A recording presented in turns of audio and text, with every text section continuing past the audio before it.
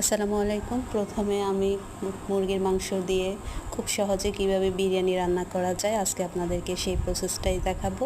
আর এখানে আমি বিরিয়ানির মশলা নিয়েছি, আর বিরিয়ানি মশলার পাশাপাশি আমি কিছু এক্সট্রা মশলাও নিয়েছি, সেগুলো নিয়ে আমি রান্না শুরু করে দিলাম। আপনারা প্রসেসগুলো দেখতে থাকেন এবং আস্তে আস্তে দেখেই বুঝতে পারবেন যে আমি কিভাবে বিরিয়ানিটা খুব সহজে রান্না করতেছি। আসলে আমিও নতুন, কিন্তু আমি এভাবে রান্না করাতে আমি খুব সহজেই কিন্তু বিরিয়ানি রান্নাটা কমপ্লিট করতে পারছি।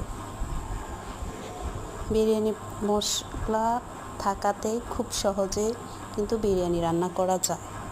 আর এখানে আমি ফার্মের মাংসগুলোকে কুচি কুচি করে নিয়েছি, যেন মাংসগুলো একদমই ভিতরে মশলাগুলো ভালোভাবে ঢুকতে পারে। তারপর আমি ভালো করে এটা কষিয়ে নিচ্ছি বারবার। এরপরে একটু মরিচের গুঁড়া দিয়ে দিলাম, ভালো করে নেড়ে চেড়ে নিলাম। আমি কিছু জিনিস এখানে স্কিপ করে গিয়েছি, সেটা তো দেখে বুঝতেই পারতেছেন।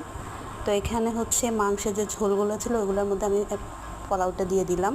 এখন পোলাওটা ভালো করে নেড়ে একদম শুকনো করে ভেজে নিলাম। তারপর আমি পানি দিয়ে দিলাম পরিমাণ মতো। এরপর আমি উপরে আবার মাংসগুলো দিয়ে দিলাম। এতে করে পোলাওগুলোর মধ্যে যে ঝোলটা দিয়েছি আগে থেকে, ওই ঝোল সাথে চালগুলোর একটা ভালো কমিউনিকেশন হয়ে গেছে। তো আমার রান্না পুরোপুরি কমপ্লিট হয়ে গেল। দেখেন, খুব সহজেই কিন্তু আমি বিরিয়ানি রান্না করে ফেলাম মুরগির মাংস দিয়ে।